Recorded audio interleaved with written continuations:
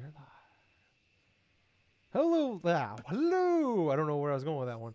Hello, Hello. hello, Mrs. Doubtfire. The good news, everyone. I don't know what the fuck that was about. Alrighty. Well, hello, everybody, and welcome to a special Friday night podcast of the DrunkNerds podcast. I am your host. I am Tyler, and join me, we have the man, the myth, the legend himself, Sir Colonel Gables. What's up, buddy? I'll tell you what, man. I am happy that the end of this week is drawing near. At this recording time, it is a Friday night. We've got plans through this weekend, so it's going to be a fun time. But at the same time, it's like it's been one of those sort of work weeks and stuff where it's like it's kind of a little bit longer. It's got a little bit more like arduous in some spots, but at the same time, I'm fairly glad that I'm going through a lot of training stuff in my workplace. Most recently was promoted, so yeah, that's a big deal for me. At least I'm getting more in terms of income from like learning new tricks, learning new things. My mind is open to learning new things, new trades, new skills. But as far as other stuff is going, I mean, I'm fairly happy that football season is almost upon us. It's going to be Oh, the next couple of weeks. training camp. I know, I know. I wish nothing but the best for you and your Packers. Let's not talk But about it. Still I hurts. know, I know, I understand. But other than that, man, it's like I, and this is even before going into video game stuff. It's like I'm really interested in seeing how the NBA Finals square off because for the first time in a hell of a long time, it feels interesting to see who will be inside the NBA championship, the Mm-hmm. NBA Finals. You have you have like oh god, the Phoenix Suns. That's right. Yep. You have the Phoenix Suns that are in the finals. They haven't been back there in a hell of a long time, but they're facing off against the winners of the Milwaukee Bucks and oh god, the Atlanta Hawks. Yep. Those two teams are fighting for like the Eastern Game 6 Conference and going on right stuff. now. Yeah. I know this whole playoffs in general and stuff has been a myriad of injuries for star players. We're talking about guys like Anthony Davis. We're talking about guys like even CP3, even though he was a little bit injured out for a time. Devin Oh, Booker broke his nose in like every single possible place. yeah, Kawhi man. Leonard out is out. LeBron was out. He literally didn't come back until the playoffs. Uh, yeah, Kawhi Leonard, he was out for a while. Giannis is out now. Trey Young is out now. Yeah, it's. I think a combination of playing in the bubble until October or November of last year, and then coming back 4 weeks later for a whole other season, playing 72 games in 80 days, and then jumping into the playoffs. Uh, I think just broke everybody down. So as what I've heard others, like another YouTuber say, and I do agree with this. This NBA playoffs has been cursed. yeah, but I mean, I don't wish ill will towards any player, but No, it, it no. it's got less star power, but it But I'll definitely tell is. you what. For me, it's more entertaining. I mean, as much as I love like watching stars play, like I'm not like I pay attention, but I don't watch it all the time. But like it is more intriguing seeing you have two teams that haven't been to the NBA Finals since early '90s, and two teams that in the Final Four, two teams haven't been in almost 30 years, and the other two teams have never been. Yeah, that's what's fairly exciting about it because no matter what's going to happen, we're going to get a fresh Yeah. franchise that will win their first NBA Well, championship. the Bucks won With a all like things said. NBA championship in like the '60s with a man we may have known, Kareem Abdul-Jabbar, but that was like I think like Jesus '69 Christ. or something like that. So That is crazy to think yeah, about. But you'll have the Phoenix Suns potentially against like you know, the fucking Atlanta Hawks or something of the that Bucks. sort. Yeah, That it's gonna be that fun. could it could happen too. That's it's just totally possible. But sports stuff aside, gaming stuff. I've still have been looking for that one specific game because I said last week, when it comes to like Mario Golf, Super Rush and stuff, I have still been playing it. At the same time, it feels like that filler game in between of what you'd need to play for the next Yeah, transitional period and stuff. it's a So transitional yeah, quarterback. He's a bridge. It's a bridge. it's a bridge game. Yes, exactly. But yeah, I've been playing some stuff. Been trying to take care of weekly stuff for Destiny 2 and stuff like that. I'll go a little bit of detail about other stuff I've been doing in Destiny 2 because I think that's pretty funny too. But yeah, it's been pretty good. How about yourself, Tyler? How have you been doing? Doing all right, you know. We got a 3 day weekend coming up, which is nice. Mm. You know, I only had to work 3 days this week, but each day unfortunately was long. But it you know, wasn't too bad. It's over now, so that's nice. Um, yeah, I'm doing okay. I had a weird interaction with a lady the other day, where Oh yeah. like an older lady, like I'm talking like 70s, and uh, she like I had a package for her. And this is gonna sound very sexual, but well, I literally had a box with something in it for her, and I went and I delivered it to her, and she's eating an ice cream cone. and Hey, she, that's not you got a package for me? I'm like, I just got this for you. She's like, oh, okay. And she's like, um, I'd offer you some ice cream, but I've already been licking it. And she takes another lick, and I'm just like, this is, Uh... you know, Gables. This is how every Golden Girls porn parody starts. And I'm like, I'm out of here. I was just like, I appreciate the offer, and then we made love. But you know, it was, you know, that's just kind of how things go. It smelled like sweat and regrets. Anyway. Yeah, I mean, that was just me. Uh, the sweat part. I don't know about the grits, but hey, I'm a big Golden Girls fan. You know what can I say? B. Arthur. Arr. Um, what is the show about again? Video games. Oh, that's right. Yeah, Video let's games. talk about them. Let's talk about 'em. We're all busy. So what's up? We got actually a decent amount of news this week. It's been kind of, you know, it's been fairly light the last couple weeks because you know it's post E3, so not a lot going on. But just a couple cool little things. So kind of one of the cool things that happened Monday was Xbox came out and they announced the Xcloud, which is their streaming service that's been in closed beta for a while. On like you can play on PC, Android devices, and then there's a workaround to play on like iPads and iPhones and stuff like that. Is now open to everybody that has Game Pass Ultimate as of Monday. Um, and it's pretty. You just go like for like basically you just go to like xbox.com/play, and if you sign in with your account, if you got Game Pass Ultimate, not everything is on there. Obviously, it's still in beta, but like 90% of the shit that's on Game Pass is there. Um, and it works really, really well. Like for like iPhones, like I went to xbox.com/play because you technically can't have because they got to do the workaround with Apple because Apple wants Yes. a cut of everything. This is their way of getting around all that. It basically puts an app on your phone, and you log into it, and you can play. I played for a little bit on my phone. I have the not the new phone, like the last one, I think it's X or whatever. I'm not sure. Um, and I played like a miniature golf games, like Golf with Friends, I think is what it's called, and it's fine with touchscreen. Like I don't want to play Gears 5 on it, but I mean it works really well. You can get achievements, you can do all that. Like it's you know it's all streaming. Um, my phone was getting a little hot after a little bit, like 'cause I don't have like the newest phone. Ooh. Uh, but like a little hot, like not like unbear like this is concerning, but you can feel like there's a warmth coming. There's some heat coming from those loins, like that old lady I fucked. Uh, Sorry. Wow. I don't know where that came from. Gil's like, I'm gonna head out of here. Oh Anyways, god. um, I don't know why I should stop drinking. But it works fine. Like I said, I don't like Gears 5 is on there to play with like you can like buy attachments and like the controller attachments and you can play it that way or you can hook up an Xbox controller Bluetooth if you want to. For that like to play on your phone or an iPad. I Mm. I just played a handful of games like that over the last few days and it works well. I'm doing it on Wi-Fi. You do have to have 5G right now if you're on like Yeah. your cellular service. Luckily we are both vaccinated so we can do that. Yeah. Um, but with I played for a little bit on PC, and it works super duper well. Like I was showing Gables how quick it was to boot up.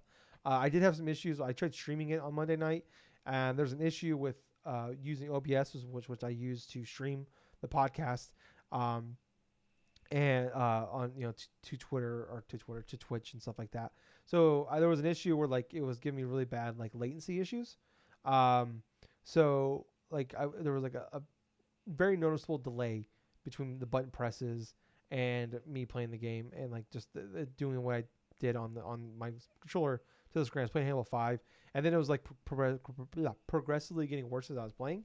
So I need to look into that, figure out what the issue is with that. I found some stuff, but I'm not computer smart whatsoever, but I'm trying to work around that.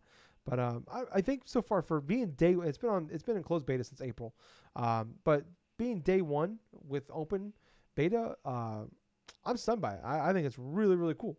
Like I don't, is this something I foresee myself using very often? No, but like if I'm on my lunch break at work and I'm stuck in a truck, I have nowhere to go.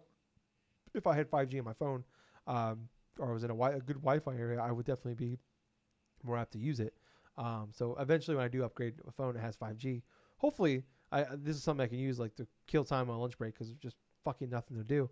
But yeah, I don't know. I think this is really. I mean, we just keep seeing how this expand and grow. And it's like something we've been talking about for a while now. We've seen Stadia and Luna. Stadia really kind of shit the bed, and then Luna's kind of I think doing a good way of doing it right now, where it's like they're just in the background, like they're there, but they're not going crazy all in with it, but they're lining shit up, and like it's definitely something to keep an Right. eye on. But like they're in the background, but they're not going crazy, but they're there.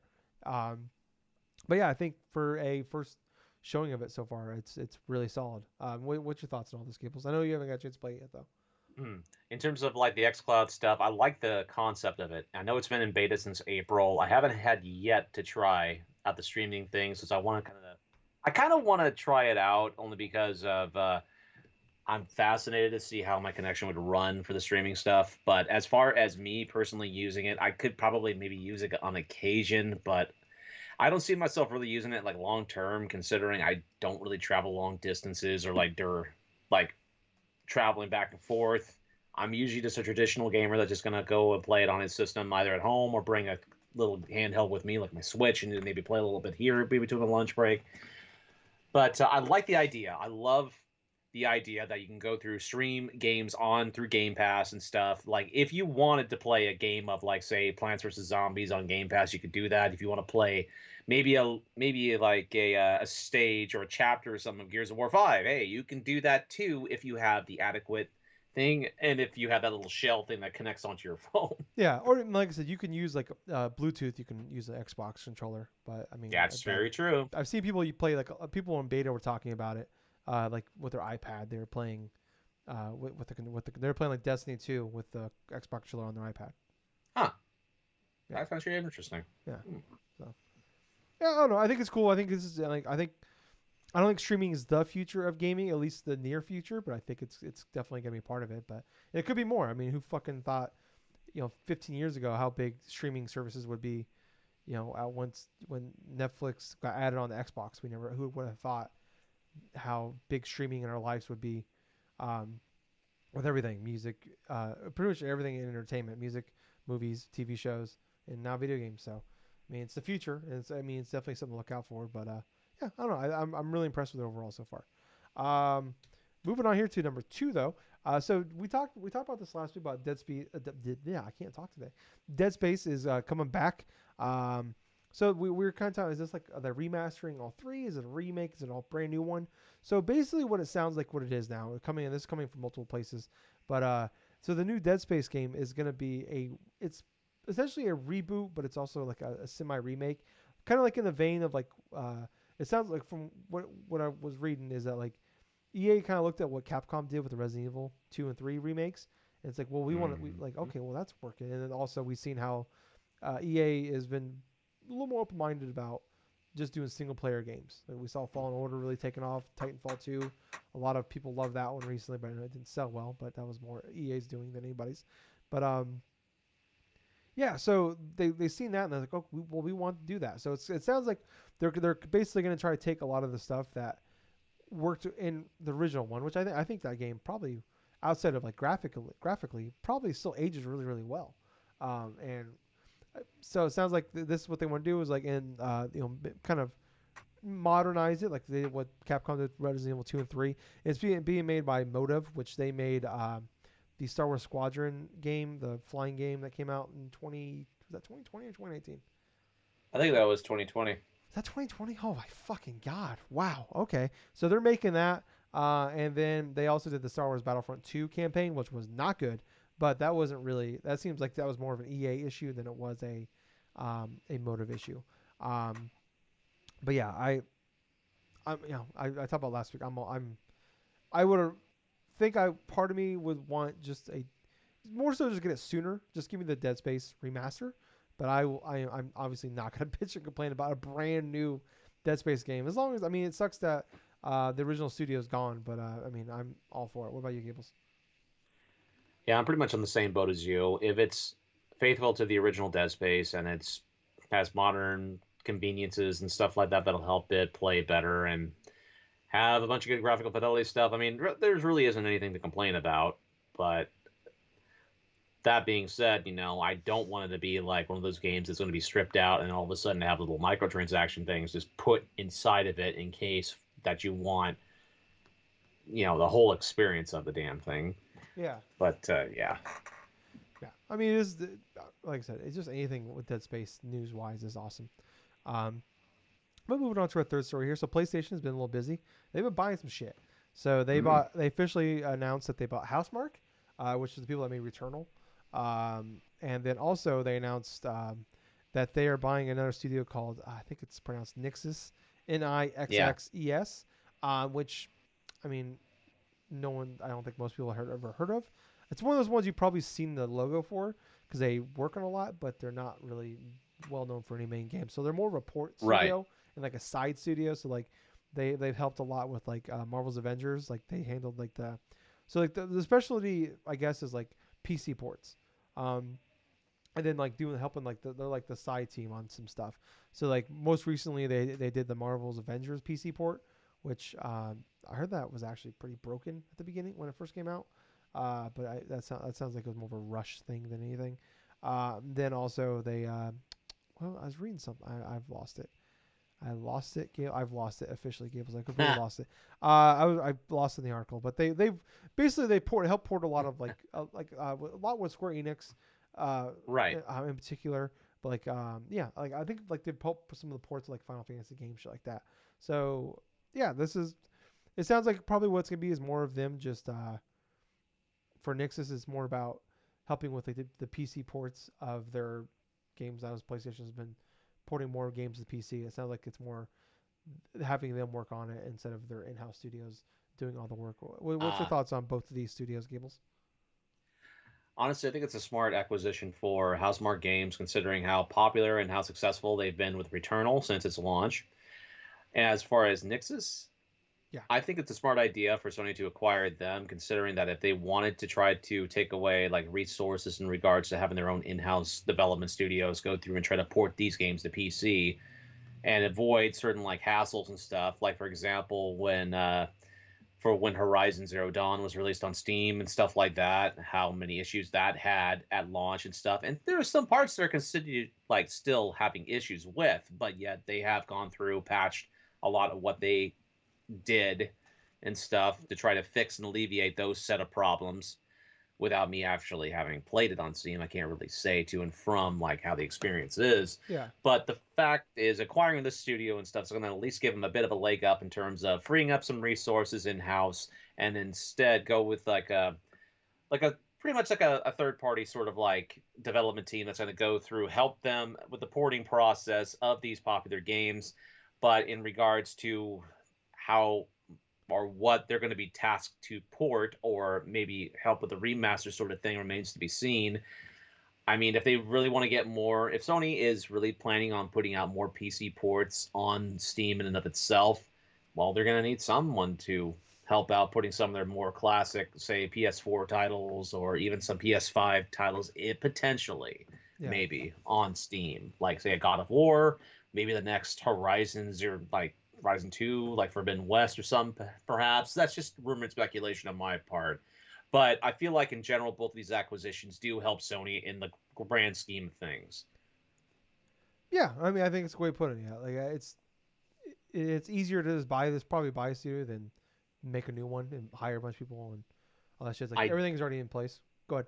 Yeah, I do find it interesting in this regards because this has been like another piece inside of all three of the major companies acquiring multiple different studios, even Nintendo in that regards, because of like I think it's Next Level Games, and on top of Yeah, that, like Forever Entertainment, they have like an agreement or whatsoever going on with them. That Microsoft with their whole like like money bag spinning, Ted DiBiase wheeling dealing type of shit, with their Everybody's freaking got a thing with price. Bethesda. Exactly. That's Microsoft right now with development studios. But having Sony go through, trying to match things neck to neck and stuff, securing what works for them, along with something that's going to help them in another foray in another field. It's interesting seeing everything coming all full circle because nobody wants to be that one company that is not investing and loses a whole bunch of resources to their competitors. Yeah. Because this is exactly what's going on. Yeah, I think definitely for like you look at some of the stuff that PlayStation's about recently with like Insomniac and HouseMarque. Mm. Like those really make sense. Kind of like with the next level games with Nintendo when they just bought them earlier this year, where it's like you pretty much primarily only work with these guys, so it just makes sense at this point. You might as well just buy them instead of Yeah. paying to get milk from the cow. Just buy the fucking cow. So that makes sense. It's so and it's definitely like an interesting time right now where with really the last year plus now with um, from what I understand, like I'm not like a major on like how inflation and all that shit works and like interest and everything, but what obviously with COVID and everything like that, like the businesses are putting money in a bank to get the garner interest. Like levels are really low right now, so they're not really making any money on that shit sitting there, and they'll make more money by buying shit and then turn around and selling shit with that, and now they just make money off of that thing instead of money sitting in the bank, slowly making a little bit of money.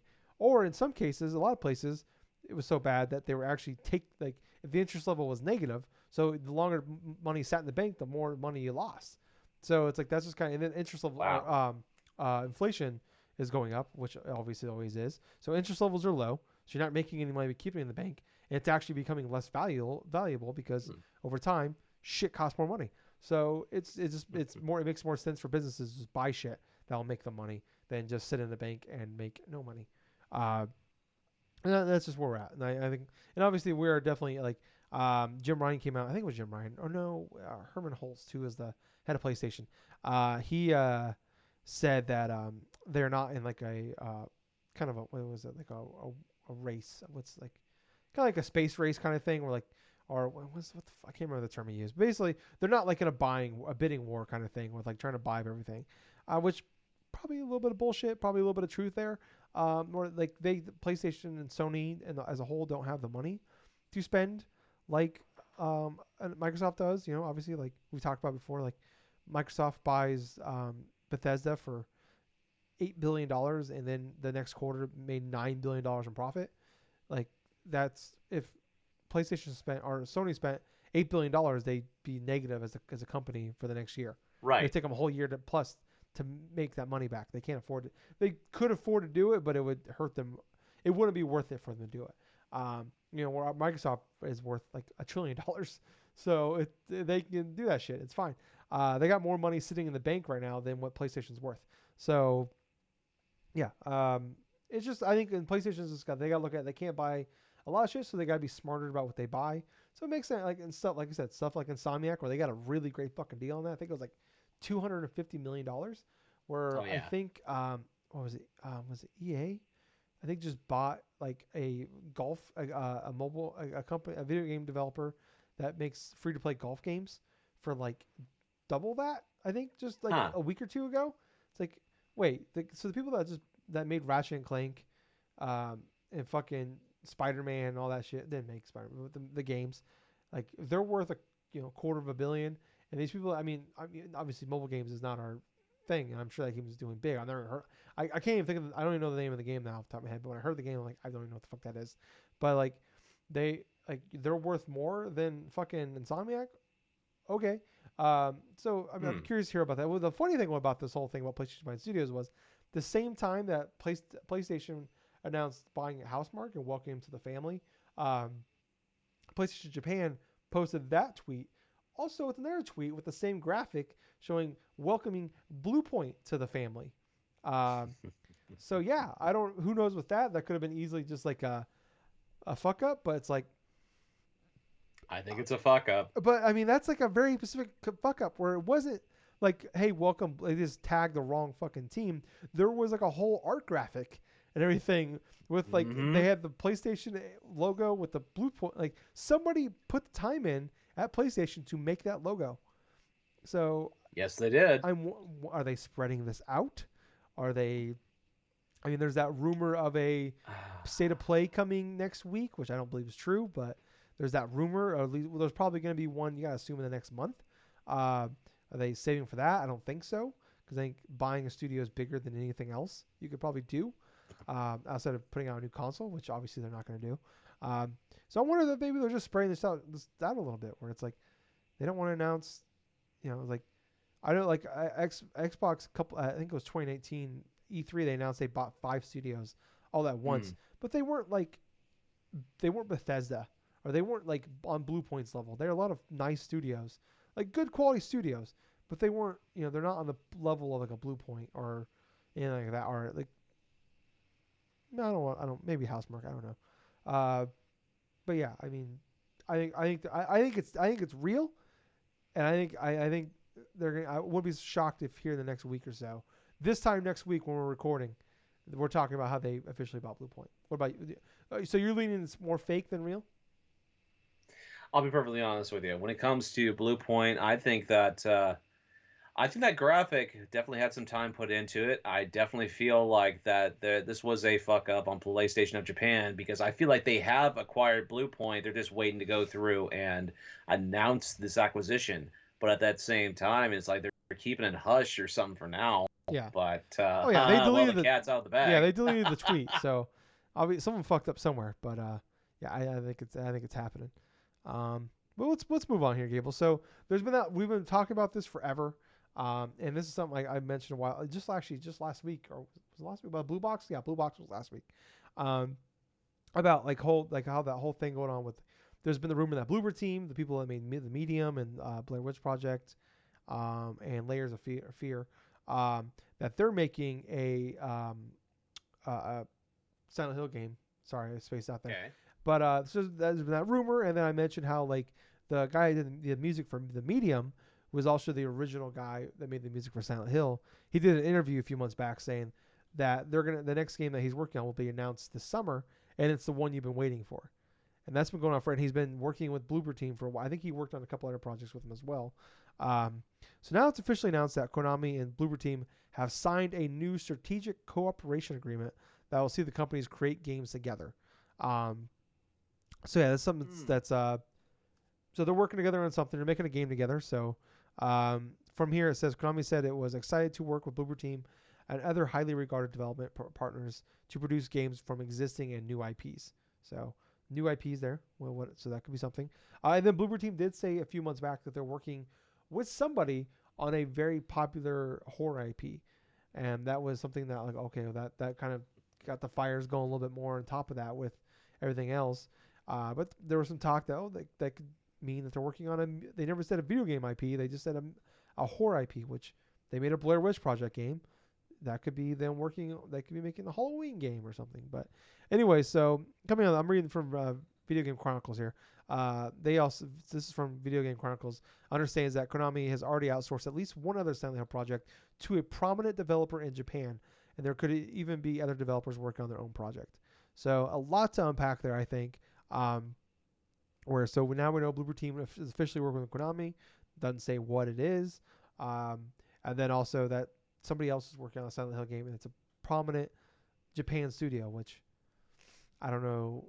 I mean, I don't think it's Kojima. Honestly, I don't think it's Blue Box isn't a Japanese studio. I think it's like Netherlands or something, um, maybe Austrian. Um, but yeah, I don't know. Give us what's your thoughts on all this? Well, honestly, they've already went out of their way and stuff to like hint at, and like you could pretty much grasp for straw. You could even pretty much grasp for straws at this point. I feel like they've been dancing around it for so long. Bloober Team with the whole like horror IP and this and that and stuff, and then like the agreement, this coalition agreement between Konami and Bloober Team, kind of really put into perspective that it's heavily insinuated, which I kind of feel like is leading to some elements of truth that they are working upon some form of a horror IP, and I feel like that it is Silent Hill at this point because it's like there's a lot of things that are aiming towards like this being like a reality. I mean, you have the original like music composer and stuff like that for Silent Hill, on top of like the various things that you're getting for things that some developers have said via the interviews and stuff, all this other rumbling around and stuff. As long as it's not like revealed to be a Silent Hill mobile game or a pachinko machine, that Ooh, that would yeah. actually be pretty. That would be pretty fucking hilarious. But as far as the other thing is concerned, in regards to a predominant Japanese development studio working on the Silent Hill IP, I mean, it could honestly. There's like a handful of like companies that could be potentially working on it. I mean, yeah, the most obvious one possibly would be maybe Hideo Kojima, Mhm. like studio in that regards. But at the same time, I mean, he's working on that whole like director's cut edition of like Death Stranding and stuff, and also a supposed exclusive Xbox game, Yeah. which we don't even know what that's going to be. It's gonna be a cloud. At It's gonna be a cloud-based game.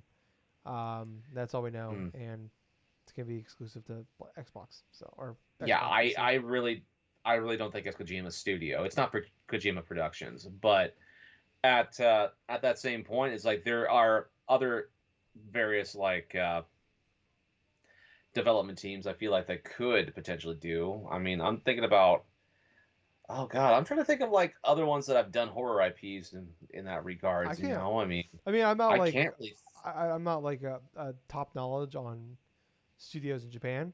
Like obviously we all know the big ones, but it's like prominent Japan developer is like I don't. I mean, it's not Square Enix. I don't think. I don't know who would make it. Square Enix. Well, that's a publisher more so than a developer, I would Yeah, think. that's true. But But I'm just yeah, that wouldn't make sense to go from one publisher to another.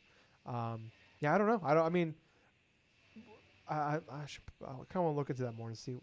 I want to read into that, see what some of the rumors or possible leaks coming out because no one's really. It doesn't seem like anybody's saying outright. Okay, this is like these are possibilities, but that part stumps me because I just. I mean, it really sets it up that you think Kojima, but like you said, I don't think it's like could it Kojima like that deal he just signed a letter of intent with Xbox to make an exclusive game for them, but it's not an exclusivity deal as far as he can only work with Xbox. So he could technically possibly be working, but he could just be like an executive producer or something of this game that's where very he true. just fucking he read the script a couple times, kind of shit. Kinda, like you see in movies like executive producer, and he fucking chipped some money in, or he showed up to the set a couple times, and they gave him an executive producer role on it or whatever. But yeah, I don't. I don't. I'm stumped by that one. Yeah, you and I both on that. But at the same time, I kind of feel like that the Kojima Productions probably wouldn't be working upon that aspect of like a Silent Hill title if like you have Bloober Team that could potentially be doing just that, Yeah, if for what it sounds like. yeah. Yeah, I don't see Konami and Kojima working together honestly without like No, without a oh third party no, in between. Which I mean, that was like the nah. rumor that like unless it's the Sony thing, like that was a rumor a while back about Sony was working with him to get the rights to make a game and then possibly give uh, that to Kojima to work on it. And Kojima did say he was wanting to work on a horror game, and also said that he wanted to focus on possibly working on some smaller games before he jumps onto the next one. So maybe, and That's that mean true. I don't know. Maybe like I'm jumping through some hoops here to get to that point, but I don't know. I don't think it's a Kojima thing, but I'm just trying to. I can't think of any other options, and I'm just kind of thinking shit that Kojima said in the past. But moving on to our last big topic we have here. Uh, it is about Ghost of Tsushima. So we talked about last week about there was that rumor of a spin-off game. So there was, excuse me, a hiccup. It was semi-true. So this is from the PlayStation blog. We are happy to announce that on August 20th, we'll be releasing Ghost of Tsushima Director's Cut on both PS5 and PS4 consoles. The new edition comes packed not only with the original game and every piece of additional content results to date, but a brand new adventure for Jin alongside a bunch of new features that we're excited to reveal. Iki Island, which was the name of the island that was rumored, uh, that it's for if you're a history buff, which God knows Gables and I love our Japan island history. But you may know the additional that in addition to Tsushima, the neighboring island of Iki Iki, I think, I'm not sure. Ikishima. Well, it just says Iki here. I don't know. Was Iki. also invaded during this time period. Today, we're excited to reveal that the whole new chapter and Jin's journey is coming and will take place on Iki. In this new story, Jin travels to the island to investigate rumors of Mongols' presence, but soon he finds himself caught up in events with a deeply personal stakes that will force him to relive some traumatic moments from his past.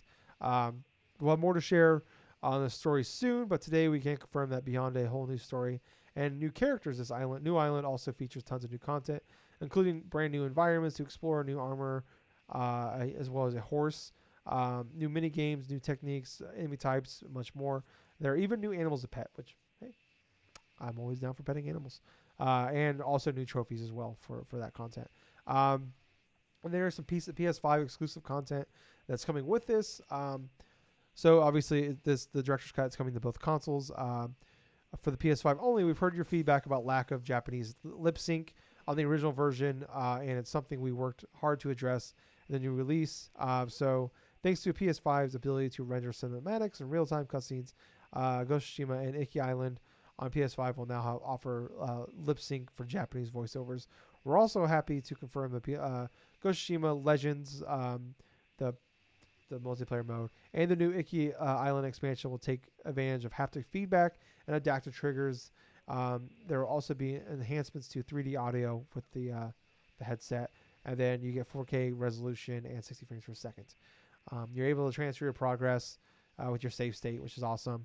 Because there's been a lot of games lately that have had the free PS5 update or Xbox Series update, but you have to Mm-hmm. start all over again, um, which sucks because uh, if I want all those, I don't get all those free trophies, Gables, which annoys me.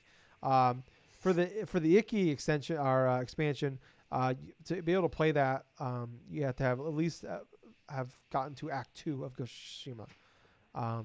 So yeah, there is a time period. We've already beat the game, obviously, not a worry. Alongside updates, other updates alongside the director cut, anyone who already owns Ghost of Tsushima will be able to download a patch containing some new updates. Once again, many of these updates are directly thanks to the constant stream of feedback you've been providing. Blah blah. All players will receive a patch with new accessibility options for alternate control layouts. Blah blah. Moving on. I want to get to the point here. Um, so there's some more updates coming to Ghost of Tsushima Legends, but that's gonna be free of charge for everybody because the Legends was free initially. So here we go. Pre-orders and upgrades. The director's cut will come out August 20th. And it'll be for PS5 $70, PS4 $60. No surprise there. Um, you'll be able to pre-order on digitals on PlayStation Store or physical versions from various retailers. If you pre-order at participating retailers, you'll get a digital mini soundtrack. I'm still not finding the point I wanted to. Okay, here it is. If you already own Ghost of Tsushima on PS4, you can pre-order an upgrade to Director's Cut on PS4 for $20. This upgrade will become available on August 20th. Starting August 20th, if you bought Director's Cut for PS4, you'll be able to upgrade to the PS5 version for $10. You can also upgrade directly from the PS4 version for $30. So, Gables, if you want to play, there's a lot to unpack here. Yes. Basically, to make a little more sense for that last part, if if you already own the copy if you already bought Ghost of Tsushima on PS4 and you still currently have a PS4, but you want the director's cut, you have to pay an additional $20 for the upgrade. If you own it on PS4 but want to get just the PS5 version, it's an additional $10. But if you want you want the PS5 version as well with the director's cut, which is the expansion and everything else, it is $30. Um, so yeah, um, a lot to unpack there. I mean, I don't know how you want to go about this one, Gables. Overall, just kind of you want to break it down however you want. What's your overall thoughts on the expansion, the price point and all that? What's your thoughts on everything so far? From what it sounds like from the expansion, this would have been better off selling it as like an individual sort of experience in and of itself, to be perfectly honest with you. From what it sounds like, it's a meaty expansion. You're talking about like a lot of different story elements and stuff, a separate story from the main content of the game, which takes place after Act 1. Then you have like the different skills, different this and that, I mean, all the other stuff between the Japanese lip syncing and the haptic feedback, that's standard. That should I don't care about that. That should be automatically No, but I inside mean, of this type of they need to game, cover it at personally. least though at that, like, because then Yes, we they would be did asking. cover it. Yeah. Yeah, I think Andrew Goldfarb did a good job in terms of like structuring how he Fuck yeah, wrote man. that He's article. Goldfarb, man. I'll But go at catch a that Pokemon time, up in but Seattle and shit. Sorry, go on. but yeah, but constructing, like deconstructing what has been already shared right here, it's like if you're someone that has yet to purchase Ghost of Tsushima and you have like a PS5, obviously you're gonna wait for August and stuff and get the $70 thing, and you're gonna have everything right then and there and stuff. But you know, it's $70 for a game that has been out for over a year now. On top of that, you Not even have a year. not even a year. Yes, that's true. It's not even a year. Hell, August, at that point, it's going to be at least over a year. Because I think Ghost of Tsushima released July of last July year, in my 17th, honest opinion. something like that. Yeah, July 17th of last year. So that quick of a turnaround right there. You have $70 for this full game, right? For PS5. I mean, that's good for someone that's probably have never played it before. Yeah. But for someone that's playing the game on the PS4, or you know has the PS4 copy like you and I pretty much do, or maybe had at one point, we have to pay an additional $30 just to upgrade it to the PS5 version, and on top of that, Well, freaking get the director's cut, we have to right? pay $10 just to upgrade to PS5, and Oh, then you got to, or either you pay if you just want the PS5 version, you pay $10 upgrade. If you want the mhm. director's cut, which has everything, it's $30. Okay, so let me get this straight. So I'm paying $10 to upgrade to PS5, Mm-hmm. and on top of that, an additional No, 30 no, for the no, director's no, no, cut. no. Just either 10 or 30. Okay, so either or, Mm. quintessentially. Yeah, like I've stated before, man, it's like it pretty much kind of screws a lot of us that have actually went through and spent the money first and foremost back when it first released. Because we paid $60 for this game new I paid when 80. it first released, or yeah, Tyler's case, you paid a little bit more and stuff because you wanted to get a little bit more of like this, you know, the content Mm. and stuff, like a special, like a limited I wanted the edition type special of horse stuff. that they fucking killed in Act 2. but Spoiler alert, sorry. but in that case and scenario and stuff, it's like we paid $60 to $80 for our copies, and now we're gonna be dishing out an additional $90, like $30 more. That makes it $90 in and of itself 110. total. Yeah, 110 for you. And what's kind of funny about that, it's like when you have like PS4 to PS5 upgrades, like the particular things, it's like there are some you didn't even have to pay a fee at all or upgrade it to that version of it. I mean, specific games, specific companies have handled it a little bit more eloquently. For Sony, for their first party content for this game, it feels more greedy, if anything else. And obviously, it feels a little bit more of burning burning pretty much a lot of the goodwill that was for this game too. And I feel that way because even though Sony can charge whatever the hell they want for this content, I mean, hell, that's more to it than all than them. From what it sounds like to me personally, this game should have taken the approach like a Miles Morales, or like even like another it's like Sony first party game and be its own separate sort of thing that they could have just charged like 30 or $40 for, you know, and just buy the expansion or something for like say a $20 thing on PSN. I mean, that's what it felt like to me reading that article, but without having seen the actual Ikishima type of expansion. Yeah, but I'll tell you what, man. I mean, it's bullshit the way they've actually micromanaged it to that extent, to where it almost feels like you need to buy the full-on PS5 version at friggin' physically at retail and stuff to actually just get the whole complete thing for that. But if you played it on PS4 before, at least yeah, you'll be able to transfer your save data and stuff to the PS5 version. But paying $10 to upgrade to the PS5 version and stuff, and then like an additional 20 for like the expansion for, you know, and it just feels greedy. It feels like it should be much more. It feels like it's more complicated than it should be, and that's what it kind of feels in that at retrospect, in my honest opinion. Yeah. What are your thoughts about this, Tyler? Oh boy. Okay. Next to this, Gables, on our show notes, I have Tyler rant next to it. So, um, before I get into the rant, um, I am all for, like, I am totally pumped to have more content for Ghost of Tsushima. It was overall our game of the year for last year. Um, Absolutely. for Drunk Nerds, it was the 2020 game of the year. Um, combined, it wasn't like our individual. It was neither one of ours individual game of the year, but it was our combined because we're landed on both of us on our top 10 list. Anyways, I'm totally on board for more content. I've had that inkling to go back because I didn't do all the camps, do all the side stuff, but I had a lot of fun with that, and I want to go back. It's kind of burned out on the time, but I always want to go back. I'm like, oh, I'm thinking on the spinoff when the spinoff happens, that's gonna kind of scratch that itch for me. Um, but yeah, I mean, I like it. I'm not complaining about paying for more content. I want to get that out right away because for some reason, Mm-hmm. people have a fucking problem when I say that to them. So I made a mistake, Gables. And I talk about it all the time on Okay. with the internet. I don't read the comments. I don't read the comments. And this is the problem I had because I officially heard the news when I originally heard the news because my job. I basically internet blackout all day. And I heard on a couple podcasts of like the people talking about and praising and then like defending the whole $10 thing and like all that. And I'm just like, what the fuck? And I saw the people on Twitter kind of going about it. And there's a couple of groups I'm in on Facebook and stuff like that. And everybody was just like defending the 10 like the whole thing. Oh, you're getting more content, and blah blah. And then it's not free word whatever. But I'm just like, you motherfuckers. You motherfuckers. This is what really grinds my gears about this whole fucking thing, Gables.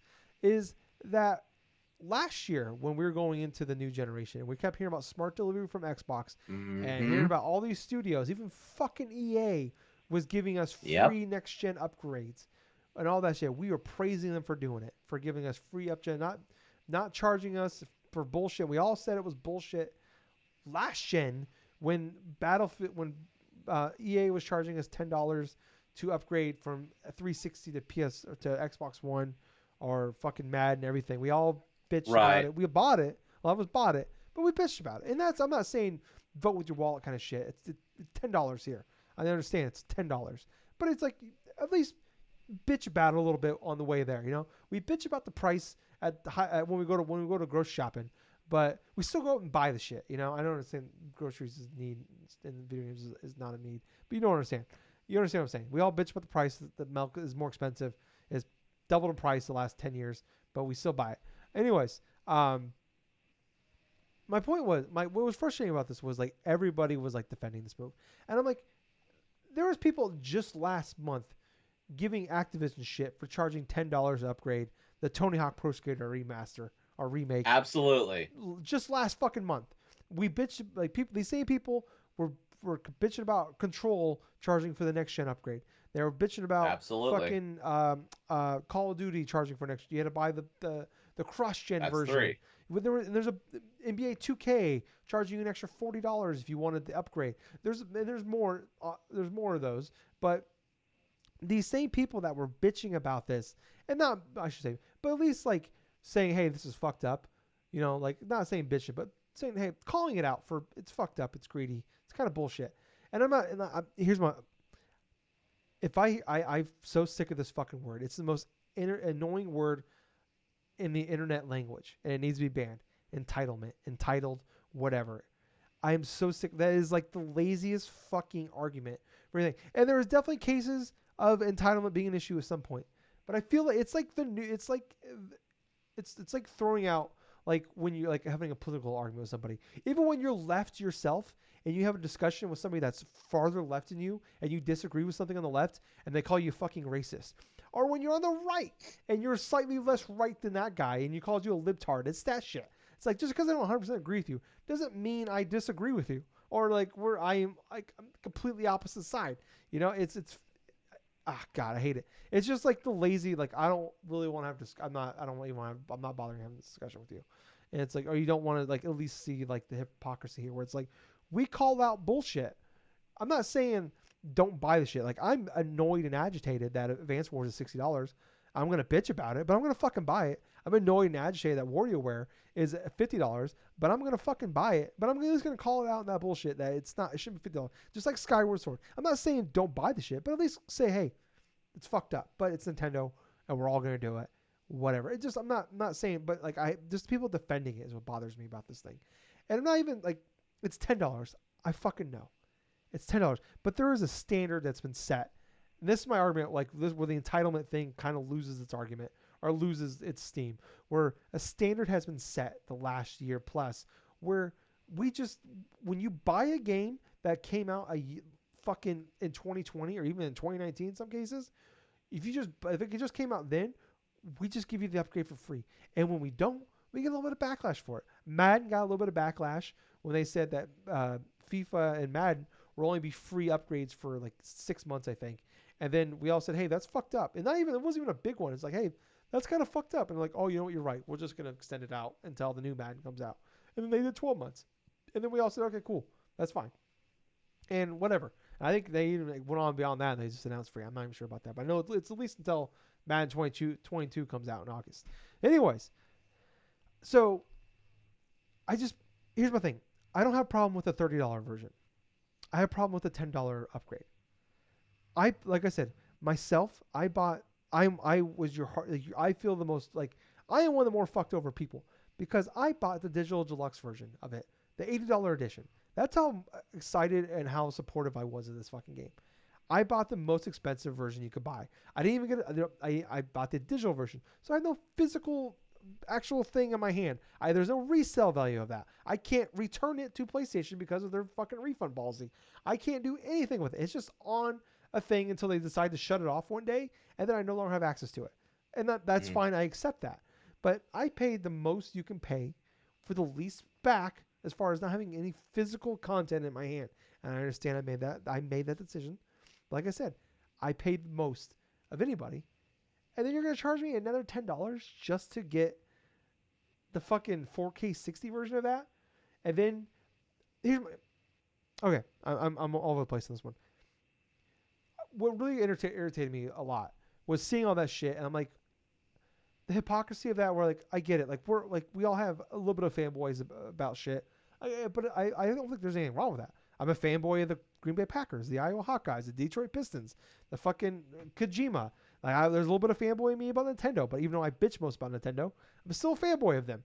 The PlayStation, I lean PlayStation. Like that is things I don't hide, but I'm open to that, and I tell people that when I talk about shit. It's like, hey, I lean this direction, but I still feel like you should point. Like there's nothing wrong with leaning that way or being fans of those things. Like we are fans of shit. There's nothing wrong with that. But at least call the bullshit out when you see it. That's my thing. And then I saw this one guy on a Facebook group. I mean, it's not talking shit. I just want to point that. It's another one. And he's like, kind of pulled. He didn't really go on a rant, but he just said like, I have. He pointed in there. He's like, I have zero issues with the $30 thing. I just think it's kind of fucked up to pay the $10 thing. And everybody just fucking. I read the comments, Gables. I read the fucking comments, and it was just it was like 100 comments at the same fucking post. Well, they're not working for peanuts. You're getting more than just the fucking. You're getting more than just an upgrade. You're getting all this extra content. When it specifically said they're a multi-billion-dollar company. Yeah, for God's sake. Here's my thing. I understand. You're getting expansion. That's fine. My point was like, but he said in the fucking thing, original post was, I think the $10 part's fucked up. He said he's totally understands the $30 thing. He's probably gonna buy it himself. And yep. And it was just it was a repeat of the whole thing. And I rebuttal back to some people, and it was like it was the same thing. And I ended up like calling back like I would basically in written form, less characters obviously, more concise. I would say my rebuttal back to some of these people about he said in there he's fine with these, like I said, he's fine with the 30. He just thinks it's a little fucked up with the 10. It's like this is not entitlement. There's a standard, and we've all, including people on certain podcasts who have condemned and also said, hey, that's awesome when other people give us free upgrades for shit that we've already paid for instead of charging us again. Now they're praising and defending it. And that's all they're giving it a pass. Yeah. That's exactly basically what they're doing. People are giving it a pass. They're hypocrites. Yeah. And that we're all hypocrites about shit. I get that. But yeah. I'm like, why is it as soon as it's PlayStation? And I understand this particular group is a PlayStation leaning group. But I just like, there's a point. It's like, just fucking call it out. And then I got called a fucking goddamn Xbox not an Xbox, but a fucking basically an Xbox or a Nintendo fanboy. Some people, one person called me Xbox, one person called me Nintendo. There was that. I'm like, and then I end up messaging the guy. I'm like, I think we should just both tap out on this thing because it's just like a repeat of like basically the same comment over and over again. And then when you rebuttal, nobody either they don't respond back to you or they just call you a fucking fanboy of another thing. So or a hater. Sometimes it's not. Sometimes it's not even I worth know, arguing with people. and I broke my cardinal rule. Like I've defended the way I'm really good about the way I use social media, where I don't get into the dark shit of social media about politics or shit like this. I usually avoid it. And this time I couldn't. I was just like, I wanted because I was like kind of stunned by. This wasn't just one podcast. This was multiple podcasts, multiple podcasters, people I saw on Twitter that are podcasters, blah blah. And I was like, I just kind of want to see what the fan base is saying about this. And it was just like I can't believe it was basically just regurgitating what the podcasters were saying, and then there was obviously people that are saying, "Oh, these guys are just PlayStation shields," which I don't think is true. But you know, I don't know. It's fucking internet stupid. The internet sucks. Well, I'll be perfectly Why are we honest on with the you. internet? I'll be perfectly honest, Tyler. It's like if people want to feel that way, they're going to feel that way regardless. They're not going to listen to any type of rhyme or reason. They're going to go through and follow what they feel is going to go and suit their own needs and their personal agendas. Where in this case and scenario, it's like you and I both agree, and so this $10 thing for like upgrading for a PS4 to a PS5 version with the whole 4K and everything, that should have been standard with the Ghost of Tsushima stuff, in Yeah. my honest opinion. I don't care if I am going to be paying for that damn expansion. I'm going to keep you first and Oh foremost and yeah. stuff. No, I'm It's gonna buy it too, but I'm gonna bitch about. I'm gonna say I'm bitching all the way the yeah, goddamn bank about it. That's my thing. And exactly. here's the way I summed it up in the thing, and like a lot of people that were against me, and some people it wasn't just like two of us that were agreeing. There was more than that were like logically agreeing and not being Yeah, douchebags. But it was like my summed it up in the at the end of the group. I'm just like I feel like this whole thing could have been avoided if they just charged us $30 for the expansion and cut out the $10 thing. This would exactly. be a non-issue. This would be a We would non-issue. be Nobody would praising have gave a this. shit. Yeah, We'd we'd be be praising it. Hey, $30 for the expansion. Hey, that's fine. yeah. Yeah, and it's like then I'm hearing people like, "Oh man, give us the fucking Last of Us director's cut." I'm like, "Fuck you, no, fuck you, no, that's bullshit." And You know what's fuck funny? that. Even before this Ikushima announcement, over at brick and mortar retailers, including my own like local Walmart and stuff, they actually have both of those games discounted for sale. $40 for Ghost of Tsushima, $30 for The Last of Us Part 2. Both of them have been heavily rumored to have their freaking remastered, not like freaking remasters, Director's but cut. like 4K cuts and stuff like that. One of the two has pretty much been announced this past week and stuff like that, to definitely some bit of controversy in terms of how things are going with how they're transitioning from PS4 to PS5 versions and having an extra $10 on top, Yeah, of this whole pie and stuff. But let's just be perfectly honest and call it is what it is and stuff. It's an extra grab for like a money grab thing by Sony's part. You can't go through and honestly say it's like you have condemned certain developers or some in the past or something like that in terms of charging from a PS4 to PS5 version and all of a sudden go and defend one company and stuff like that because you happen to like their game or happen to like a lot of their content in that regards. And that's not being biased towards one company or multiple different types of things. This doesn't mean you're a fanboy. It means you're a logical human being if you don't feel like that it's right to pay an extra thing that you should have in terms of features from day fucking one. yeah. I do want to point out as I'm yelling at ranting about PlayStation, as I have a Zelda light in my background. Uh, I'm not a I had there's a Microsoft one next to it, but that doesn't help my argument. But up here above my computer, I have a PlayStation light that uses the fucking night light. So I want to point that out. PlayStation keeps me safe at night. So when I walk to the bathroom, I'm not scared. Um, all right. Oh my Let's get the gosh. fuck. Let's move on here. So we have our quick hitters here. I want to just touch on. Kazuya is officially out now for. Yeah, I'm saying it yeah. right. Kazuya, right? So yeah. Kazuya. Okay, thank you. Is officially out now on Smash Ultimate. If you have the Challengers pack, he's free. If it's $6 otherwise, or not free for if you have the pack, but if you've already paid for it, it's out now. For the Mii Fighter costumes, they have Devil May Cry's Dante. They have Elder Scrolls Dragonborn. Tales of Symphonia Lloyd, which I audibly said out, is that fucking Lloyd? So and then Shantae from Shantae is in the game as well for me fighters. So I haven't played her yet or played him yet.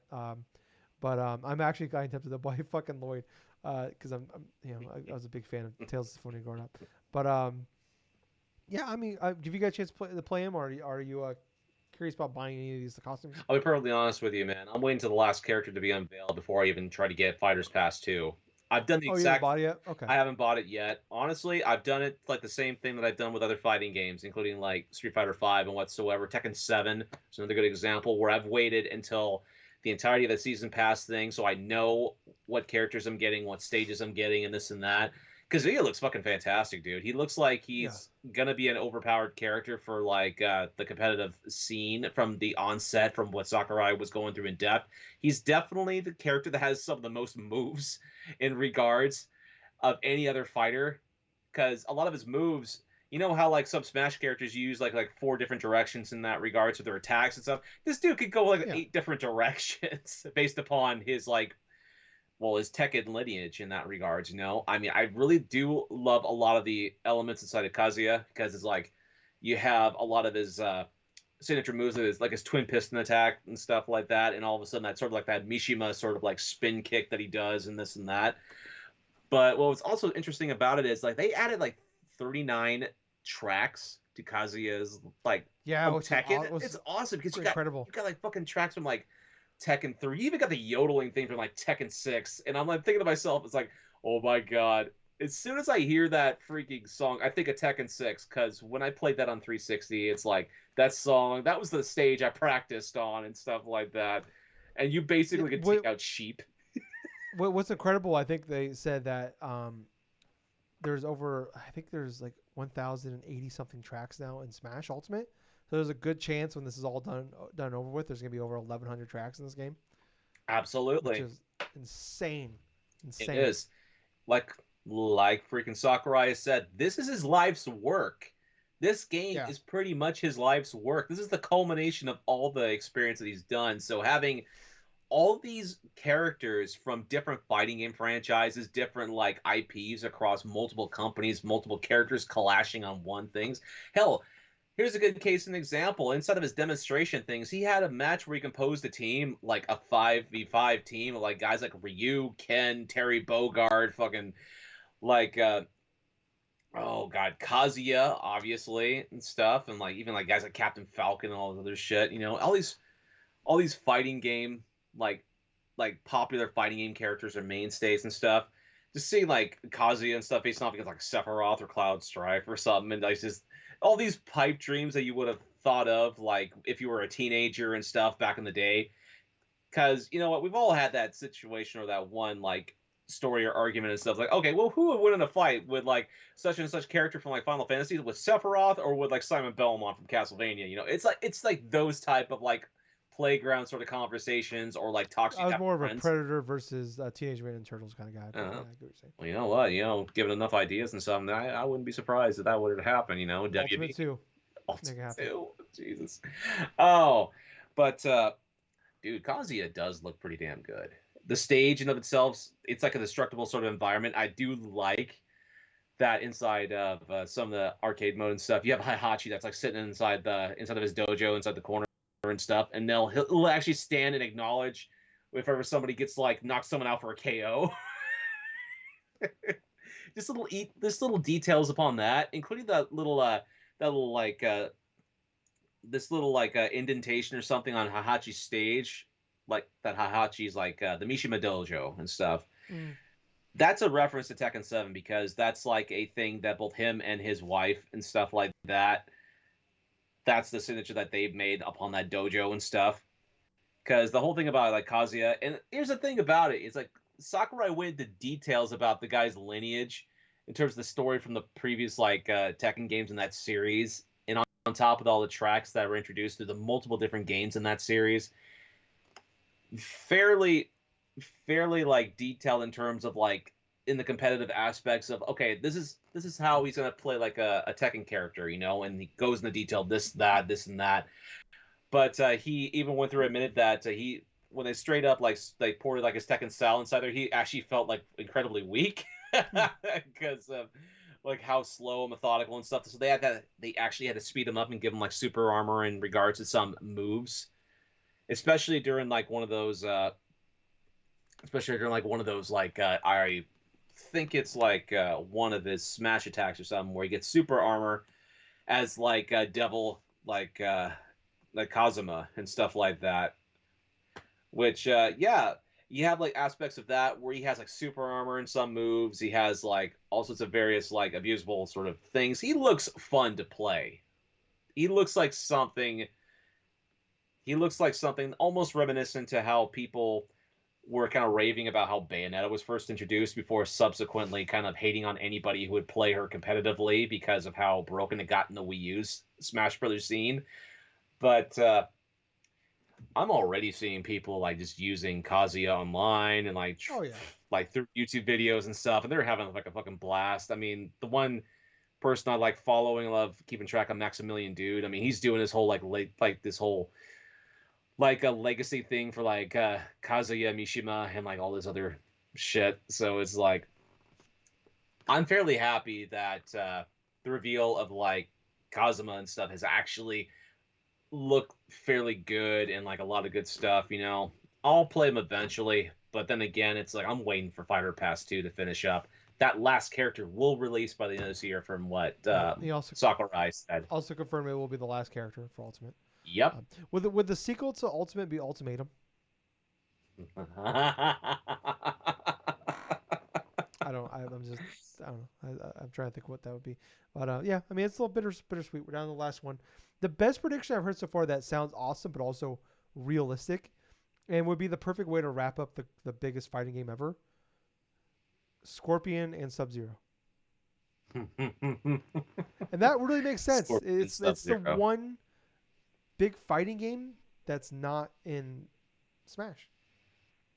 That's fairly true. Mortal Kombat has never been inside of a Smash game. Yeah, there's I know there's other popular fighting games, but like as far as like with the lineage that we've seen of like a Tekken and shit like that, like nobody like that's still around that's still popular today I know, outside right? of Mortal Kombat's it. And I think that'd be That awesome. one big franchise that's totally like the big elephant in the room and stuff that people have known about. You know, I mean, having a Mortal Kombat character would make sense. Another third party character from another company, like say like a Master Chief or even like maybe a Crash Bandicoot, may actually be in that regards. But I feel like it's something incredibly special because this is going to be something that it's going to be the last character that he's going to unveil for this game that's like his life's work. Mm. This has got to be a big character reveal. If like anything's to be like believed and stuff, this it could potentially be a Nintendo first party character. You don't know. It'll be the female version of Chrom. Oh god. Well, there's no female version of That's Oh no. was like I know what I'd almost respect it if they just the last character in the greatest fighting game ever was just another Fire Emblem character or just another one. I'd almost Yeah. I would we'd Yeah, all we're not gonna in see the that at moment it'd be all. fucking awesome. I think down the line we'd be pissed, but at the moment it'd be like you know what okay that's perfect. That's good. That's good. Moving on to our last quick here, though. Control and 505 Games are Remedy. 505 Games have teamed up together and signed another deal that they are working on, continue working on Control.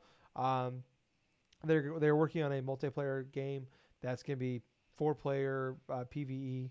No, it's going back to the old house. No idea what the fuck that's gonna be. If it's gonna be like um, Back for Blood style thing um, or what that means. And there's also another thing in there that there is an additional control game that'll be in the works, but no idea if that's a sequel or what that's going to be. But I have a zero. I don't who the.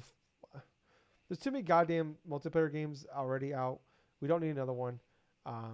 Why tack on, make a whole other game of something that's not actually a fucking. I understand you want to keep the Control franchise alive. I understand that. I would love a sequel for Control. I really would, but I know uh, Remedy is very busy. They have an exclusivity deal with Epic. They are making the Alan Wake remaster for the Epic Store and working on Alan Wake 2 right now. They have like 4 or 5 projects. They have Crossfire X, which is the Xbox exclusive game that's coming. They have like 4 or 5 games in development right now. So who the fuck knows when this is going to happen? But I mean, Control would have been my game of the year last year if it hadn't had all the technical issues when at launch. But I know they fixed it a couple months later. It was fixed, but playing at launch was not good. But yeah, I just fuck. I hope we get Control. If we had to get a shitty Control multiplayer game to get to Control 2, I'll live with it. I'll eat that shit. Not that I'm gonna play it, but the fact that we're just wasting everybody's time with that. But yeah, moving on though, Gables. To what we've been playing. So you've been mentioned that you've been playing Hmm. a little bit more Mario Golf Super Rush. You're just kind of you're in Yes. that bridge state where you just kind of filling time until the next big thing is going on. I'm curious what on top as you've had another week with Mario Golf, and then anything else you've been jumping into. All right. So yes, like Tyler just stated, and what I also referenced at the beginning of the show, I have been playing substantially more Mario Golf Super Rush. On top of that, I still remain that this is definitely one of those bridged games that you would play in the middle between big releases. I feel like Mario Golf Super Rush is a good game. I feel like that it could be improved a little bit more if it had more extra modes in that regards. Even like something as like classic like a ring shot mode where you could have like how in the original Mario Golf 64, how you could do like a ring shot modes and stuff that would lead to potentially like unlocking different characters or even like unlocking different courses in that regards. I feel like the selection of courses, like in general, I feel is fine in what they went through and initially had, but I really feel like that they need to add some more courses to kind of flesh out a little bit more of like a feeling to it. Because from what I've played so far, I've really liked. I've really liked like the desert course that I had been going through this whole like Dusty Dunes, I think it's called. That course I feel like is pretty fun in that regards because you're going like you're pretty much trying to navigate around pokies, or you could actually go through and hit through pokies for the golf Do ball and they stuff. And poke it's kind of back? well, honestly, they don't poke back; they just kind of like scatter everywhere as soon as you hit it with a golf ball and stuff. It's kind of funny in that regards, but I've played more of the single player. I'm actually crossed the 40s now in terms of my character's like style. I got 3 out of 6 medals, quintessentially. I'm going to be aiming towards the silver badge pretty soon.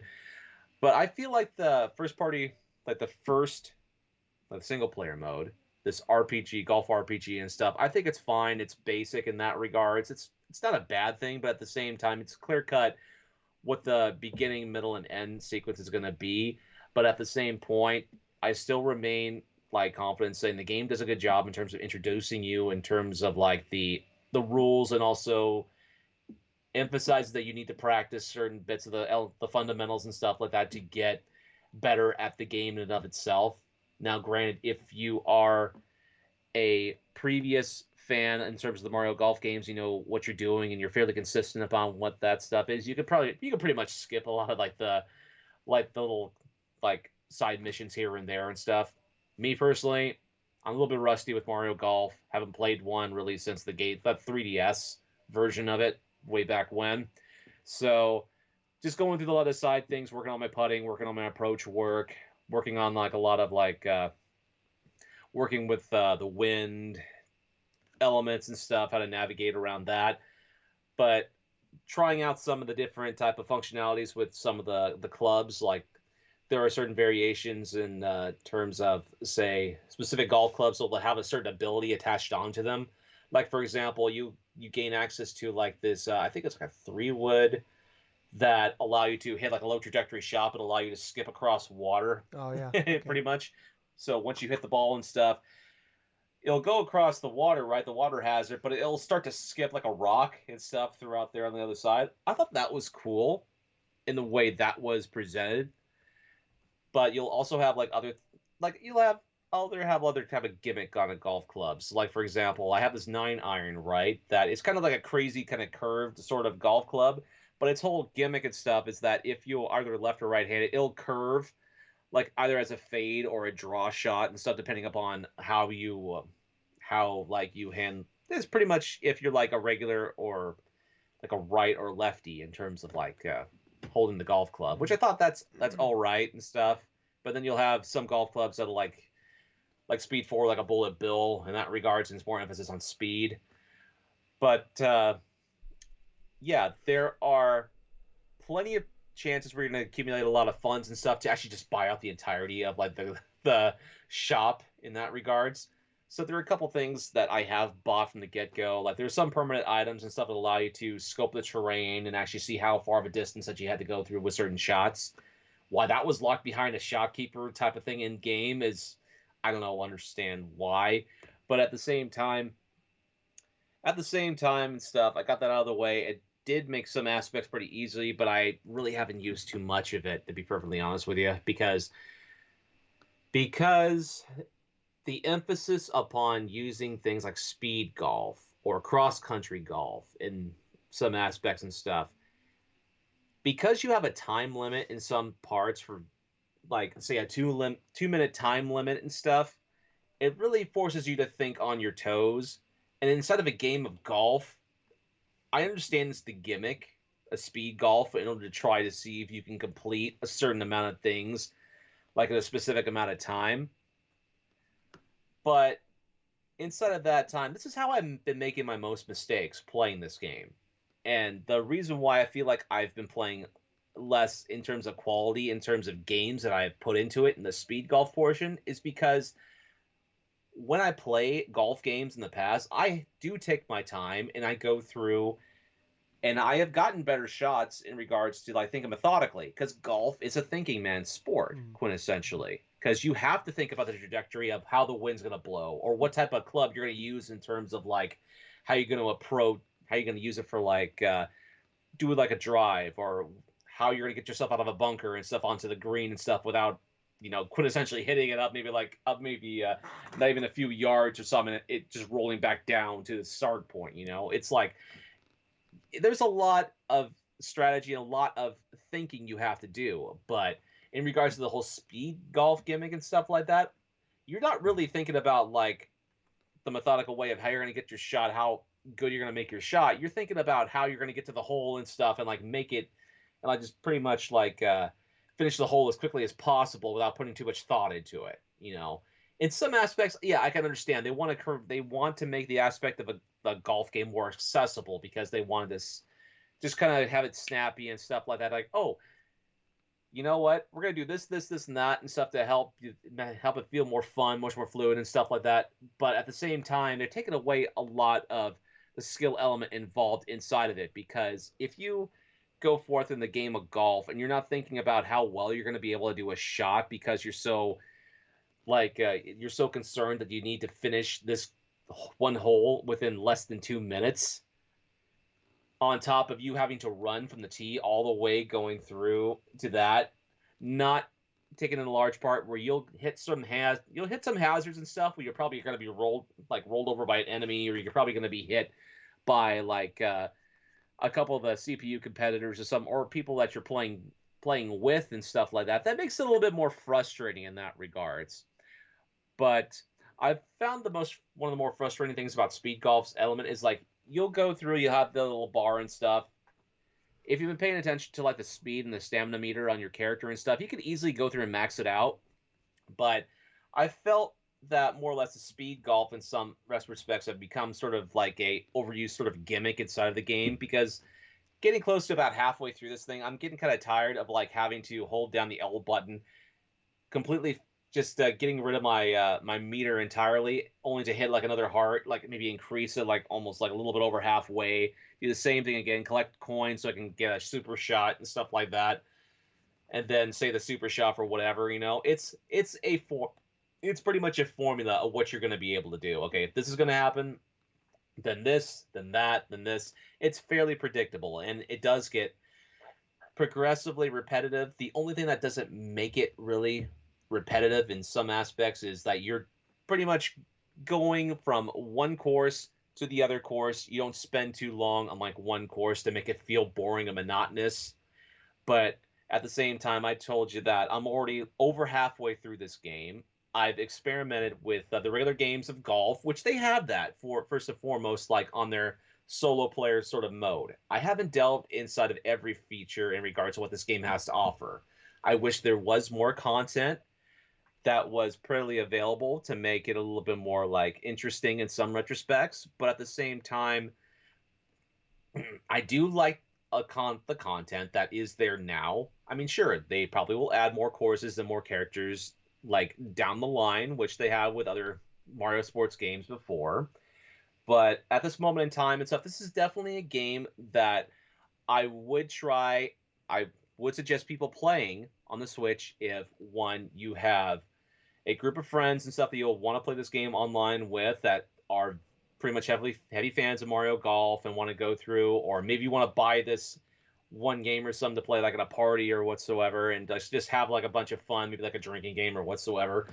But I would definitely wait for a sale for Mario Golf Super Rush. It is a good game, but I feel like if you have your eyes set on a specific release coming towards like either this month or there's a specific game on the market now that you really want to play now, play that before playing Mario Golf Super Rush. Because while the game is good, it definitely is one of those games you need to wait on for a sale. Hmm. But in other games, I played a little bit more Akaze and the Wild Masks. That gameplay is tight. I played a little bit more this Toit. morning before going off to work.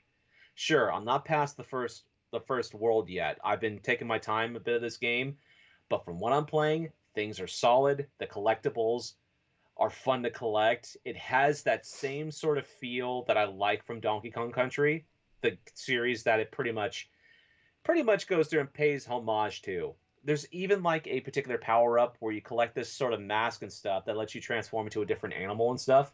In this case, you collect this mask inside of World 1 where you have this bird mask, and there's like a specific gimmick of the stage where it allows you to go through and use the ability and stuff, and you know, pretty much does that same type of aspect. But I feel that this game definitely has a lot of good quality in regards to how it's constructed and how it plays, how the music feels and stuff. It feels like a step above what you're going to go through and get like with certain other indie games of that type.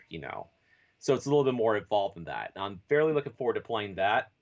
Other than that, though, in Destiny 2, standard bounty stuff, standard like weekly stuff I was doing.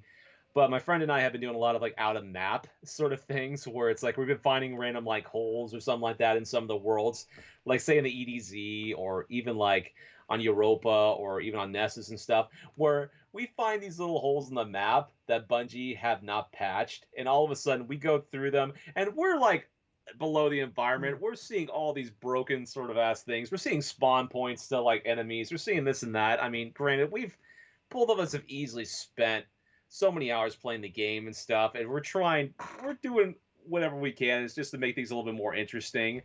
Even like on some of the newer content, like some of the expunge missions that we're doing, we're playing through and stuff. We're finding holes in like certain environment stuff. We're just basically just having a lot of fun. And what's hilarious, like a couple nights ago, we went through this one portion of the match, and that we went and got this one special emblem. Yeah, this one secret emblem and stuff like that. And it was locked, right? And so we managed to get through this thing, collect this thing underneath the map, and pretty much was able to say, hey, we got a secret emblem inside this thing without having to complete the entirety of this one dungeon. But other than that, man, that's pretty much what I've been playing. Very nice. Very nice. So I played a few things. A couple of them not too much though. I mentioned I got the GameFly thing for a month last week. So the first two games I got, I had Nier Replicant. I was telling Gables before the show. I played for about 45 minutes. I can't do it. It's a 2010 game and it feels and looks like a game from 2010. And not like a good one. Not like like a great one. Like a game that's classic, classless or classic and go back to whenever. It's just like it was like a mediocre last or 2 generation ago game, and they just upresed it for 2021. That's what it kind of feels like. And I don't have that that Nier following like I'm sure a lot of people do. I'm sure people seem to like it that like Nier. That's awesome. I love Nier Automata, but I love Nier Automata. I mean, the story is batshit crazy, and that was awesome. But it was the gameplay of that because it was the fucking A plus platinum game that we had. So yeah, I played that for about 45 minutes. I'm just like, I'm not digging this. I'm just not going to waste my precious 1 month of GameFly that I have. So I sent that back, and then I played a couple hours, about 2 hours of Returnal. I really like the game. The gameplay is really good. Um, I was having a fucking blast. I love the world. It looks fucking awesome. Um, trying to figure out some of the secrets going on with the shit. It's just fucking hard as goddamn balls. And I don't have the patience. I don't like roguelikes. And that's like, that was my concern going into it. Is just like, I was hoping that I would get into it enough that like, um, like it would keep me going past like Hades. I loved Hades, but I hate roguelikes. I don't hate. I shouldn't say hate. I just don't. They're not my thing, and I don't replaying shit. Oh, I don't have the patience for it. It's just frustrating to me. Um, but like, yeah, it's just I really I think for like a lot of people that like, played it and stuff like that, like they couldn't get into the roguelike parts of it. Like, enjoy playing the fuck out of this game. Just suck at it, or don't have the patience to keep. It's like the Dark Souls thing. I don't have the patience to fucking rewind, repeat, die, rewind, repeat kind of shit. But I mean, it's not a bad game. It's not my kind of game. But I was hoping that maybe this could be the exception to that rule, because I really wanted to like it. But the main game I've been playing this week and I actually beat just before Gables and I hopped on here is a game called Plague's Tale, which came out in 2019. It's older. I don't want to say it's on Game Pass. It's been on my Game Pass for like I've had it downloaded for like 2 years now. And I keep telling myself I'm going to play it, and I don't play it, and I keep telling myself I'm going to play it. So I finally fucking played it, and then PlayStation announced that the fucking PS5 version's free next month for PlayStation owners. With the Game Pass version only has the Xbox One edition, which it's not a big deal. It's fine, but obviously I'd rather have played it on the next gen console than the last gen console. But I've been wanting to play it forever, and they announced the Plague's Tale 2. They had the teaser trailer at E3, and that kind of like got the juices flowing. Now, like, oh, I definitely want to check that out now. So I went checked it out. It took me about probably 9-10 hours to beat, and I am so fucking conflicted about this game, Gables. Where um, there are parts that I really, really, really, really like, and there are parts where I don't think I've been this vocally angry while playing a game in quite a while. Um, so kind of jumping back here, Plague Tale is a game that takes place in the 1300s of France during the Spanish Revolution and also the Black Plague, with rats and shit like that. And what's it's fictional with this where you play as Amica, I think is her name, and then she has Hugo, her little brother. Amica is like probably teenager, older teens maybe, and then Hugo, the little brother, is probably in that 6 to 8 year old range around there. Um, and he's always sick, and there's something going on with him. They can't figure out what it is. And his mom's always trying to figure out what it is, but they're like the mom and the dad are like the lords of this village, and so they're like royalty essentially. And then these people show up, and they shit happens. Also, they brutally murder a dog in the first 5 fucking minutes, which might have been the most graphical, uh, not frustrating, but fucked up thing I've seen since John Wick 1, where they kill the dog. I've actually never seen that scene, I should say. I've always fast forward that scene. I've seen John Wick like 10 times. Always fast forward to the scene where they kill the dog. But anyways, like it was pretty fucking brutal, even for a 2019 Xbox One game. And it's like a double A game as well, so it's not the biggest budget in the world. But so kind of the main premise of the game is shit happens, and now Amica and Hugo are on their own. And what's going on in this world is, okay, the Black Plague's happening. There's like these people taking over the shit. Like they're like, what's going on with Hugo? What's so special about him that the Inquisition wants him? And then there's rats everywhere, and these rats just swarm you, and they just eat you and kill you immediately. Like they just swarm you, and they devour you in seconds. And it's mostly a puzzle solving game in the sense where like they won't go in the light. They're afraid of the light. So you use light to like get to place to place. And then also there's like there's soldiers around that if they find you they'll kill you immediately. It's one hit one kill for you. The one thing Amica does have is like a sling thing that she has, and she can like throw rocks and kill people, kill some of the soldiers with. But she also has other upgrades you get throughout. So like ones that like light fires, ones that will extinguish fires. So like an enemy can have a lantern and there's rats nearby, and you can throw the fucking thing to put out the flame, and then the rats will eat them, and you can use that as a distraction to get by them. Then you get a bunch of other upgrades as you go along. And I got some of that stuff's kind of cool. It's not like overly challenging though. It's kind of like going with emotion. There's some stuff you definitely gotta like stop and think for a minute, but I don't think it's like it's not like a crazy ass puzzle or anything like that. But it's like it's definitely intriguing. I like the world. I like the idea, like the mystery of like what's going on with Hugo. But I fucking can't stand that goddamn kid.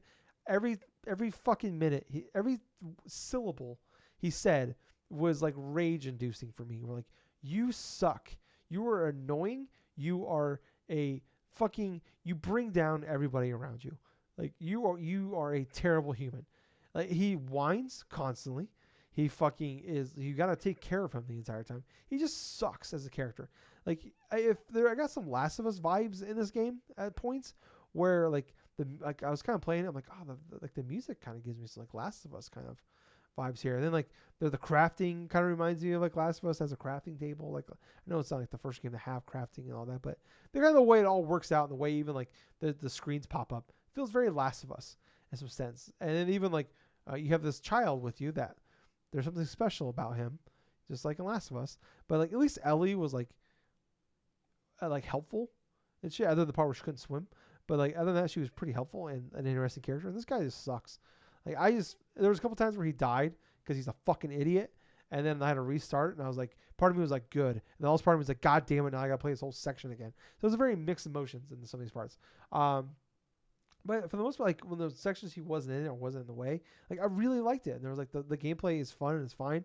It doesn't like lean too heavily for the most part in like the combat. The combat is almost always like optional. Like you can sneak by people without them ever seeing you, or you can kill them, or you can like I said, you can use knock out the lights and then they'll attack them and you can move along. It's just very interesting. You meet some of the characters you meet along the way. I think Amika is a really cool character. I think some of the characters you like I said you meet on your journey are actually really interesting characters, and there's some cool building with them and all that. Um, it's just the last like 2 hours in this fucking game. I hated. So there's a section where you got to play as fucking Hugo, and if you thought he sucked before, he is 10 times worse now. He is useless. He can't do a goddamn thing. He bitches and whines the entire fucking time. Kids suck. Why do we have kids? Why do we procreate? We should just stop now, Gables. We should stop now. We are grandfathered. If you're pregnant right now, that's fine. You're grandfathered in. We are now stopping children from being born. There's too many of us, and they suck. Let's stop. Anyways, Hugo, that's how much I hate Hugo, is I think we should just kill humanity because I don't want any more children because of fucking Hugo. Fuck that kid. Anyways, I don't know why I'm so mad about this. I'm in a mood today. It's just there is an energy today about me, Gable. I don't know, maybe because it's Friday. I had to work today. I just beat this. It's also this shit's fresh, guys. Like I said, I just beat this like 2 hours ago. Yeah, you go through that, and then like the very last section is it's very heavy on the combat. And like I said, like it never really overly relies. Like combat's almost always optional in Yeah. this game. And then in the last like section, it is like you have to combat, and the combat is not really that good to like make you like. I never really wanted to go in. You don't want to go in guns blazing, kind of shit, because like you get overwhelmed very easily because they could chuck a spear at you, one hit, one kill, you're dead, an arrow, whatever. And it's like there's parts where, like the last chunk of it is just like you play as Hugo, and then you fucking it's combat, and it was so frustrating. Like just basically, and it's like there's one pattern to beat this pretty much, and it's just live, die, repeat of fucking figuring out the pattern. It wasn't like, oh, I'm good at this game. No, it's just like, okay, I gotta kill this guy, and then or I gotta distract him, and then kill him, and then distract him and kill him, or I gotta kill, in this order. It's just, and then one of the worst final boss fights I think ever in a game, um, ever. Maybe not ever, but it's one of the in recent memory. It's one of the worst ones. But I don't know. Overall, it's still like it's like a quality like 7.5 kind of game. Because like I said, 80% of this game I really liked. It's just the 20% of the game I really did not like. And it's just mostly because of Hugo and in the last hour of that game where it's just combat. It's really like 20 minutes of content, but it took me like an hour to beat because the combat is terrible. And I'm not even. And this is the part where I'm gonna say it's not that I'm bad at the game. It just sucks. And that's like I will admit when I'm bad at a game. Like I said, I'm bad at Returnal. I fully admit that. But that game is great. I'm just bad at it. This game, the combat is just bad. So yeah, Mm. overall, it's like a 7.5 kind of game. I liked it more than I'm focusing too much on the negative right now. I apologize for that. It's a fine game. There's an interesting story. I liked where the story went. I wish a certain character would have died in the game. I'm not gonna spoil that, but I wish that person would have died. Probably actually, honestly, like at the beginning of the game, and would just saved a lot of anger and frustration for me. But anyways, moving on. Actually, I don't know what we're moving on to. I think that's it. Are we out of shit? We are out of shit talking Yeah. games. This is the end of the podcast. Thank you guys so much for listening. We are everywhere. We are on Twitter, Facebook, YouTube, Twitch. If you're watching us right now, go to all those places. Drunk-Nerds, Drunk-Nerds podcast. Like, follow, subscribe, click the bells, especially on YouTube and Twitch. That way you know when a new video goes up or we go live. If you're watching us on YouTube, the audio version. I'm sorry, the video version. Go to Twitch, even if you don't, even if you don't watch Twitch, just go over there, click the follow button. We really appreciate it. That helps us out. Helps us get pop up more views on YouTube. Like I said, sorry for the hiccup there. Like, follow, subscribe, click the bell. If the fun thing on YouTube, if you click the like button, it is actually right around Gable's junk area. So whenever you click the like button, wherever Gables is, he feels that. He feels it. Every time Gables, you get a little tingle down there, it's because somebody clicked the like button, and Tingle just pops out of your pants and goes Tingle, and he gives you a map, and then he floats away in his fucking balloon. That's what happens. So every time you click the like button, Gables gets a fucking map. So think of it like that. I don't know where the map's gonna be. It's going. Why the fuck did he give me a fucking map to Saskatchewan in Canada? I don't know why I need this, but you got it, Gables. You got a Saskatchewan map. I don't know if Saskatchewan's an actual place, but it is in my mind, and it will be forever because I made it so. Oh my God. Anyways, I just love that idea of just flying through your zipper, a tingle, and he gives you a fucking map. I just love that. He goes away. Just random people I'm helping out or something like, what the hell is that? Gables is at work. A fucking man in a green suit shoots out his fucking zipper. Trying to help a customer, and he's like, "What the fuck?" It was like tingle, and he floats away, but he's inside, and there's a fucking ceiling fan. He gets chopped up and dies. Wow, that went really dark. Holy shit. That went dark quick, Tyler. Yeah, I did. Yeah, I mean, not the part where there's a green man in your pants, but the part where he gets killed by a ceiling fan. That's the fucked up part. That tells you a lot about Gables, where he's not disturbed about the fact there's a man in his pants. Not that there's anything wrong with having a man in your pants, but a green man with a balloon giving you a map to Saskatchewan in Canada for no fucking reason. That part's fine. The part where I killed him in my story, that part's fucked up. That tells you a lot about Gables. Anyways, what a fucking episode. Anyways, thank you guys so much for listening. I was your host. I was Tyler. And I have been Colonel Gables. So until next time, everyone, I got my map to Saskatchewan, so I'm going to be pretty much heading towards there. Gables he's got a car. He's actually going to call an Uber right now. We're going to get some poutine right over there. Love you guys. See ya. Bye.